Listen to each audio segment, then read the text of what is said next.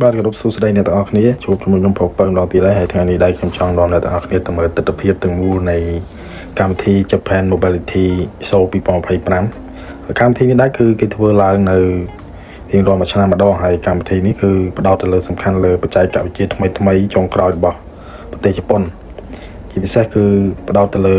វិស័យយានយន្តគឺបច្ចេកវិទ្យាថ្មីៗទៅលើវិស័យយានយន្តអញ្ចឹងអ្នកទាំងអស់គ្នាហើយនេះពួកយើងកំពុងតែធ្វើដំណើរទៅទីតាំងពីកន្លែងផ្ទះខ្ញុំទៅទីតាំងគឺចំណាយពេល1ម៉ោងដែរជិះឡានទៅអ្នកនរគ្នាហើយនៅពេលដល់ច្រកចូលគឺយើងត្រូវ scan សំបុត្រចូលទៅណាហើយសំបុត្រនេះដែរគឺខ្ញុំទទួលបានពីក្រុមហ៊ុនដែលខ្ញុំធ្វើការហងៃអញ្ចឹងណាគឺទទួលបាន free ការអញ្ជើញ free បើសិនជាអ្នកទិញគឺត្រូវចំណាយលុយ 3,000 យេនទៅ 4,000 យេនអញ្ចឹងអ្នកនរគ្នាវីដេអូក្នុងថ្ងៃនេះដែរគឺខ្ញុំសូមបង្ហាញលក្ខណៈអ្នកនរគ្នាជាលក្ខណៈមួយវគ្គដោយសារតែវីដេអូយើងមានច្រើនហើយស្តង់របស់ក្រុមហ៊ុនក៏មានច្រើនអញ្ចឹងណាអញ្ចឹងថ្ងៃនេះខ្ញុំសូមបង្ហាញពីចាប់ផ្ដើមពីស្តង់របស់ Honda ទៅគឺសមិទ្ធផលរបស់ Honda មានដូចជាម៉ាស៊ីនកណូត private jet នេះគឺលក្ខណៈមហាសេដ្ឋីឯអ្នកទាំងអស់គ្នាតែគេបើកឲ្យយើងអាចឡើងសាកជិះបានអីបានអញ្ចឹងណាហើយដាក់បង្ហាញនៅបច្ចេកវិទ្យានៅលើ private jet ហ្នឹងឲ្យសាមញ្ញជនដូចជាយើងបានមើលដែរអញ្ចឹងណាហើយបន្ទាប់ពី private jet មកគឺមកដល់ rocket នេះក៏អស្ចារ្យដែរអ្នកនរគ្នាគឺគេបាញ់សាកល្បងហើយគឺទទួលបានជោគជ័យហើយនេះក៏ជាសមិទ្ធផលរបស់ Honda ដែរបន្ទាប់ពី rocket គឺយើងចូលមកដល់រថយន្តនេះគឺជាប្រភេទ K ជាដូឆាគឺប្រភេទរថយន្តធុនតូច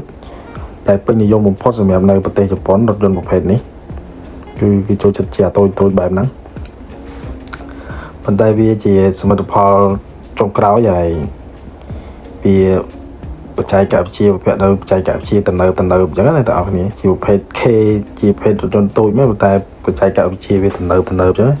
បន្ទាប់ពីហ្នឹងមកគឺយើងចូលមកដល់រថយន្ត3ទៅ4 model ទៀតរបស់ Honda អញ្ចឹងអ្នកទាំងអស់គ្នាមានប្រភេទ sedan នេះគឺមើលទៅដូចស្តៀង Lambo តិចអញ្ចឹងណាប្រភេទ Akisani ប្រើម៉ាស៊ីនប្រើអ៊ីដ្រូសានអត់ទាន់មានទេ Honda គឺទៅខាង Toyota អញ្ចឹងណាហើយនេះគឺជាប្រភេទ SUV របស់ Honda ដែរហើយយើងបានឃើញនៅ model រថយន្តជាច្រើនហើយគេដាក់តាមបង្ហាញនៅ spec របស់រថយន្តមួយអញ្ចឹងណាបន្ទាប់ពីរថយន្តមកគឺយើងដឹងស្រាប់ហើយ Honda ក៏ជាស្ដេចនៃក្រុមហ៊ុនមួយផលិតម៉ូតូដែរគឺមានម៉ូតូប្លែកៗជាច្រើន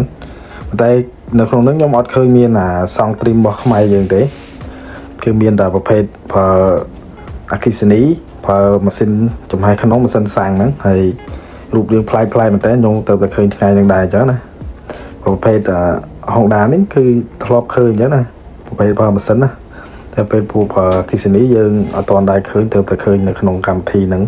តែ Honda គេដាក់បង្ហាញហើយនេះអ្នកទាំងអស់គ្នាមើលទៅហើយកម្មវិធីនេះដែរគឺ